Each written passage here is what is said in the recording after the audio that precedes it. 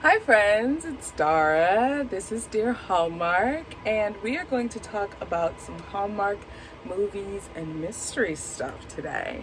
We are talking about Lacey Chabert's Groundswell, which co-stars Hector Rivera. We know Hector from Sugar Plum Twist, which was in Hallmark's 2021 Christmas lineup, and it first premiered on Hallmark Movies Now, which is kind of like cool that they did some premieres on their streaming platform and then brought it to the big screen, if you will. So this movie got a lot of hype because one, it's Lacey. Two, it premiered during Christmas Con. We had a screener at Rama Drama with 2 Tickets to Paradise, and then That's for Entertainment. They did a screener too, in Pasadena with Lacey Chabert's Groundswell. So there was a lot of hype around that. And the premise of Groundswell, her character's name is Emma. So Emma is a sous chef in a big restaurant in Atlanta. And her boyfriend gives me Gordon Ramsay, but Australian. And so he's a bum. I'm talking A1 steak sauce, full period, no refunds. Bum. He's horrible to her. He has the ego of an elephant. It's huge. And he refused to give her credit for her dishes. And the food critic, he's making the food critic believe that it's him. And she's like, I can't take this no more. I'm going. Goodbye. So she up and visits her Aunt June in Hawaii. I don't know the specific island that we're on in Hawaii. That's the one thing I forget. But she's in Hawaii and she's like, Aunt June is encouraging her, let's just do the daggone thing. Just live life. Like it's golden. Hashtag Jill Scott, you know?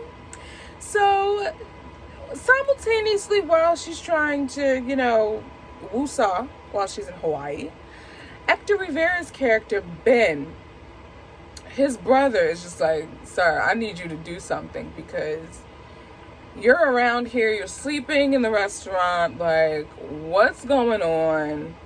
It's just a lot going on behind Ben. And we find out soon later what else is going on. But I don't want to, not bore you, but take up too much time with the premise.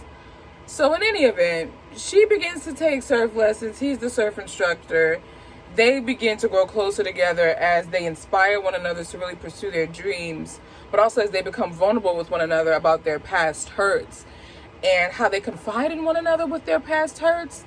And in that, it gives them the gumption, the courage to really go after things that they wouldn't have gone after otherwise. So in Emma's case, that is opening up her own restaurant, and in Ben's case, that's going back to surfing again. And I don't want to spoil it with why he stopped surfing. I think you should watch the movie for that. So with Groundswell, I give it 4 crowns, and it feels like a comfort movie to me. I love, one of my favorite themes of Hallmark movies is their cooking movies. I love me a good baking competition. I love me a good cooking competition or a restaurant plot. I love that. I'm a Food Network. I grew up on Food Network University. You know what I'm saying? So I love all of the cooking themed Hallmark movies. And because this was a cooking one, there was a bit of comfort and nostalgia for me in that. And I enjoyed Hawaii more in this than in 2 Tickets to Paradise. And I had to think to myself, why is that? And I thought about it, and I realized 2 Tickets to Paradise felt a little bit more touristy to me, whereas this just felt very chill, kind of back roads, local. It felt more grassroots and granular and accessible. So I appreciated that. And I appreciated Hector and Lacey's performance in this. I loved it. I love Mama June, or Auntie June. We gotta call her Auntie June. First of all, Auntie June had a rum line. I didn't realize that, at least to me, until halfway in. I said, Mama June better go ahead and do the daggone thing. I love it. I loved Ben's brother in this. He added a little spice and banter. You know how brothers are. And I loved the relationship. I think his name was Frankie. I loved Emma and Frankie's dynamic. I thought that was really, really cool. And I appreciated the lessons and the metaphors and the messages that were in this movie and how they related it to surfing. I'm not someone who surfs. I'm not going to be someone who surfs. But I can appreciate a good metaphor. I can appreciate people who do surf or want to surf. And I appreciate looking at people surf. Okay? So I really enjoyed it. The chemistry was there for me. Actor did his Oscar nominee dance acting. Yeah. Ugh. It was really, really well done for me, y'all. I enjoyed it. This was a beautiful Saturday late morning. Give me like 11 a.m. I've slept in. I'm still in my pajamas. We're wearing a pajama set, silk, because we're fancy. And we've just made ourselves a wonderful breakfast. We're sitting on a plush sofa with a big old screen televisione, and we are about to watch Groundswell. That's it. That's my Saturday. And that's where that movie took me. And I like when Hallmark movies take me places, because that's why I watch them. I watch them for inspiration. I watch them for imagination. I watch them for escape. So when a Hallmark movie is able to touch me in a nostalgic way, in a personal way, such as Presence of Love, or in just an escape way, as with Groundswell, as with this movie, I appreciated that. And it's funny because this movie is based off of a novel written by a Food Network star. Her name is Katie Lee Beagle. She has a show on the Food Network called The Kitchen, which is Food Network's version of The Chew. If you are familiar with The Chew on ABC, that had Michael Simon, who was my guy? Mario Batali, Carla. Oh my gosh, what is her last name? She's from Top Chef on Bravo. Dag nabbit. Her name's Carla though. She is like, I believe she was the only black person on the panel. But she just has so much charisma. I love her. And she's been a judge on some other Food Network baking competition shows too. Like, I think, it was either their Halloween baking or holiday baking. No, she's not on the holiday. I'm talking out loud. Okay, I'm back. So Katie Lee also makes a cameo in this as one of the judges for the cooking competition that takes place throughout the movie. And so I thought that was cool. And it's provoking. I'm wondering what the novel is like. I'm wondering how the novel explores more of Emma and Ben's relationship. I wonder if the novel is darker than what the movie portrayed. I don't know if Katie Lee, because this is her first novel, I don't know if she's written any more, but I'm curious as to if there's a more depressing, maybe I don't want to say dark, but a more depressing side of this that Hallmark didn't lean into that we might find in the book. That could be a good book for the Dear Hallmark Book Club, maybe for next summer since we're moving into the fall. But yes, Dear Hallmark does have a book club. We are on Facebook, and the book club is centered around reading the books that the Hallmark movies are based off of. So we just had our first book club meeting a couple of weeks ago reading The Irresistible Blueberry Bake Shop and Cafe, which inspired the Irresistible Blueberry Farm movie starring Allison Sweeney and Mark Lucas, which is exciting. And I just announced, both in the book club group and on Instagram, the fall pick for our book club is going to be Autumn in the Vineyard.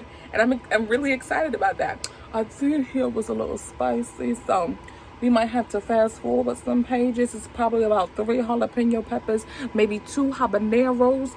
So if that's not your, if you don't have the tolerance, we can just fast forward and we don't have to talk about that if you're not comfortable, okay? That's just an aside though, okay? So we're going to watch the movie, which is actually coming on today at 2 p.m. Eastern Standard Time. Hopefully you're watching this before 2 p.m. and you're able to DVR it. or maybe you're able to go back and record it if you're still watching this on Thursday.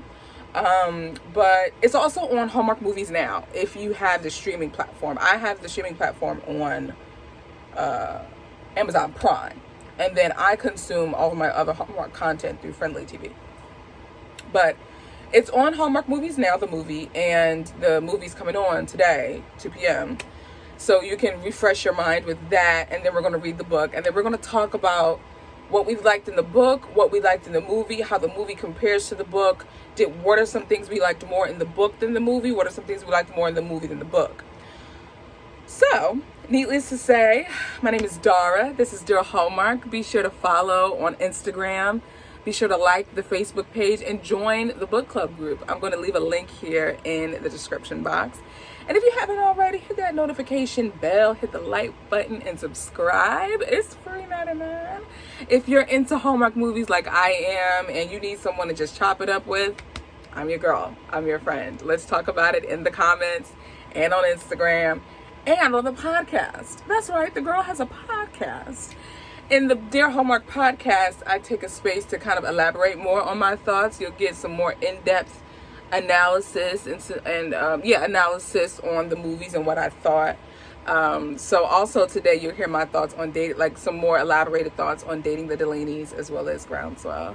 And just some other news that's happening in the made-for-TV romance space, because Great American Family's out here doing stuff, Up TV's out here doing stuff, Hallmark Channel, Hallmark Mahogany is out here doing stuff, and I'm hype because their first movie is premiering this Sunday, Unthinkably Good Things, and I could not be more excited. I could not be more thrilled. There could not be any more glee splashed across my brown face, and I'm so excited. I hope everyone tunes in, and it's such a momentous occasion. For people who may not know, Hallmark Mahogany has been out here as a card and gift line. 30 plus years in the game under the Hallmark moniker has Mahogany been delivering cheer, sympathy, thanks, birthday wishes, anniversary wishes, and everything else. And now they are branching off into film. They are expanding into a film franchise as a part of the Hallmark Media brand. And I cannot be more excited that their debut movie will be this Tuesday, starring Joyful Drake, who ain't new to this, she's true to this. Erica Ash, same thing. Lance Gross, same thing. Jermaine Love, Karen Pittman, same thing.